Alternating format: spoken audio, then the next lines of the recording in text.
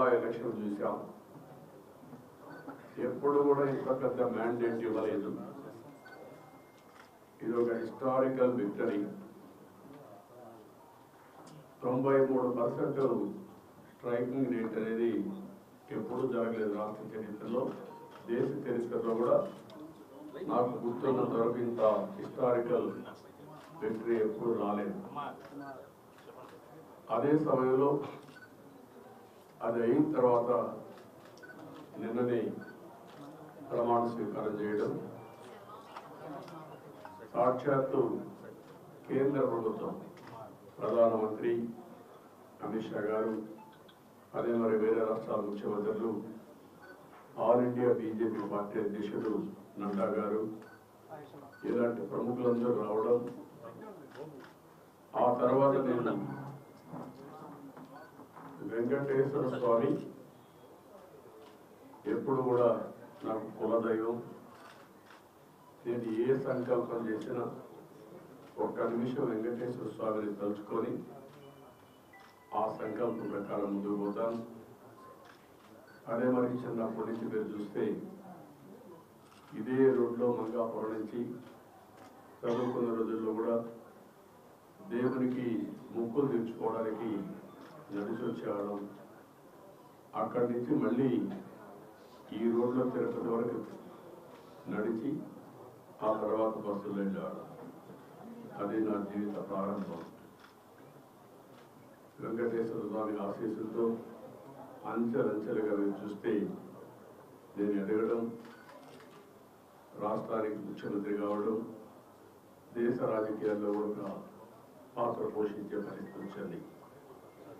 2003 నేను వెంకటేశ్వర స్వామికి పట్టు వస్త్రాలు సమర్పించే సాంప్రదాయం బ్రహ్మోత్సవాల సందర్భంగా ఆ రోజు నేను వచ్చేటప్పుడు క్లేమోర్ మైన్స్,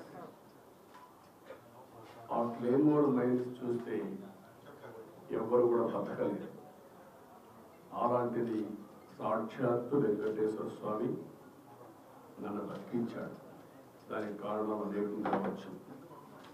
ఆయన సేవకు నేను వచ్చేటప్పుడు నేను చనిపోతే ఆయన కూడా అపవాదు రావచ్చు, లేకపోతే నా వల్ల ఇంకా ఈ రాష్ట్రానికి ఏదో చేయాల్సిన అవసరం ఉంది, ఈ జాతికి ఏదో సేవ చేయాల్సిన అవసరం ఉందని ఆయన గుర్తించి నాకు ప్రాణభిక్ష పెట్టుండొచ్చు.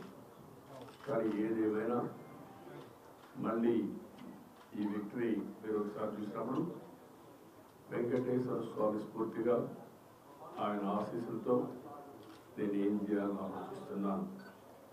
ఒకసారి ఇవన్నీ చరిత్రలు. ఎన్టీ రామారావు గారు అన్నదానం పెట్టాడు. అన్నదానం ప్రవేశపెట్టిన తర్వాత దేవాంశు పుట్టినప్పటి నుంచి ఒకరోజు అన్నదాన కార్యక్రమానికి ప్రవేశిస్తున్నారు.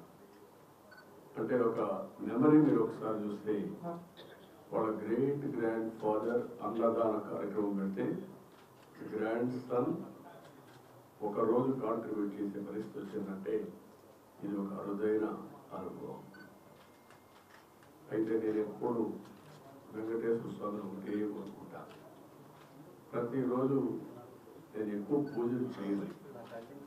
చాలా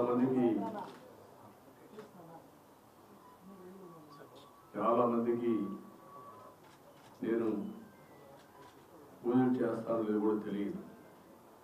కానీ నేను వెంకటేశ్వర స్వామికి పవిత్రమైన మనసుతో నిద్రలేసి బయట వచ్చేటప్పుడు ఒక్క నిమిషం ధ్యానం చేస్తాను, ప్రార్థన చేస్తాను.